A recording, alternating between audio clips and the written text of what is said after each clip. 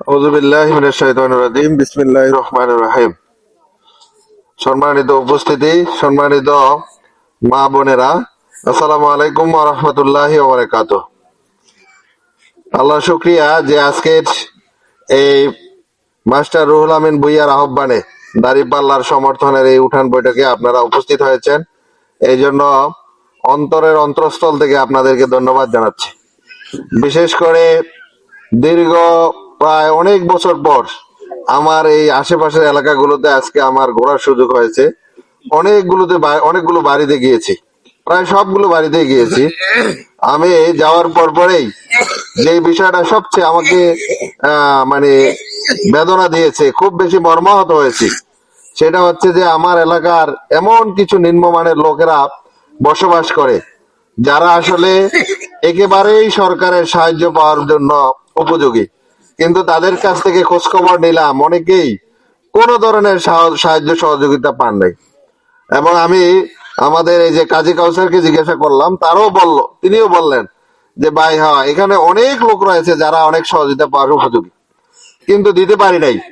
আপনাদের এই এলাকারই প্রায় 11টা রাস্তার দরখাস্ত আমার কাছে হাজির। সবার আবেগ যে আমি চাইলেই পাবো, কিন্তু পাই না কেন? যদি সরকারি দপ্তরগুলোতে যায় তখন তারা বলে যে আপনি স্বাক্ষর দেন। তো আমি বললাম যে 2 লাখ টাকা বাজেট হলে 2 লাখ টাকাই দিবেন কিনা। তারা বলে না, 2 লাখ টাকা দিব না, এখানে অফিসের কিছু খরচ আছে। সেখানে 30%, 35% রেখে দেয়। আমি বলছি যে এভাবে রেখে দিলে ওই দরখাস্তে আমি স্বাক্ষর দিব না, যার কারণে ওই দরখাস্ত গুলো এভাবেই আছে। অনেক বিধবা মহিলা আছে, তারা কার্ড পায় না।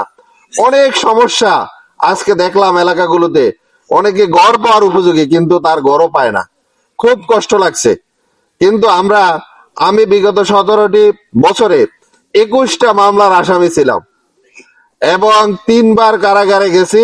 প্রায় 3বারে প্রায় 11 মাস কারাগারে ছিলাম। তো এর পরেও প্রতিবেশী হিসাবে আপনাদের পাশে দাঁড়িয়েছি। শীতে আসলেই কম্বল দেওয়ার চেষ্টা করেছি, কম অথবা বেশি, বিভিন্ন সুযোগ সুবিধা দেওয়ার চেষ্টা করেছি, কিন্তু এত বেশি দেয়া দরকার, যেই পরিমাণ দরকার এই পরিমাণ দিতে পারি নাই। আশা করতেছি যদি আপনারা আজকে আমাকে প্রতিশ্রুতি দেন, তাহলে প্রথম এবং প্রধান প্রায়োরিটি থাকবে আমার এই প্রতিবেশী হিসাবে আপনারা। সেই প্রতিশ্রুতিটা হচ্ছে, যদি আপনারা দাঁড়িপাল্লা মার্কায় ভোট দেন এবং মাস্টার রুহুল আমিন ভূঁইয়াকে এমপি বানান, তাহলে এখানে যত রাস্তা আছে, কারণ তখন আর 30%, 35% কাটবে না। 2 লাখ টাকা বাজেট হলে 2 লাখ টাকাই পাবো। তখন সকল রাস্তা করার সুযোগ থাকবে। এরপরে যে বিধবা, তাকে বিধবা কার্ড, যে মাতৃত্বকালীন ভাতা পাওয়ার উপযোগী তাকে মাতৃত্বকালীন ভাতা, এরপরে হচ্ছে জেলে কার্ড, যত সুযোগ সুবিধা আছে একেবারে প্রথম প্রায়োরিটি পাবেন আপনারা। আপনারা যদি এই প্রতিশ্রুতি দেন, আমরা কোনোভাবেই ভোটের আগের দিন রাতের টাকায় বিক্রি হব না। এবার আপনাদের কথায় দাঁড়িপাল্লায় ভোট দেব। আমি আপনাদেরকে প্রতিশ্রুতি দিচ্ছি, আপনাদের সন্তান হিসাবে, আপনাদের ছোট ভাই হিসাবে, আপনাদের এলাকার লোক হিসাবে, ইনশাআল্লাহ আপনাদের সকল সমস্যার পাশে থেকে আপনাদের সমস্যাগুলো সমাধান দেব। এবং আগামী দিনে যা পান নাই, বিগত দিনে যা পান নাই, ভবিষ্যতে তার চাইতে কয়েক গুণ বেশি পাবেন ইনশাআল্লাহ। তো সবাইকে ধন্যবাদ জানাচ্ছি। নির্বাচনের আগে আরো অনেকবার আপনাদের সাথে দেখা হবে, কথা হবে, এভাবে প্রতিশ্রুতি দেব ইনশাআল্লাহ। তো আল্লাহ রাব্বুল আলামিন আমাদের এই সময়টাকে কবুল করুন, আমাদের নেক নিয়তকে কবুল করুন। আগামী দিনে আমাদের সকলের সহযোগিতায় যাতে এদেশে ইসলামী রাষ্ট্র কায়েম হওয়ার মধ্য দিয়ে লক্ষ্মীপুর 2 আসনে আমরা দাঁড়িপাল্লার বিজয় আনতে পারি, সেই আশা এবং আকাঙ্ক্ষা ব্যক্ত করে আপনাদের সবাইকে ধন্যবাদ জানিয়ে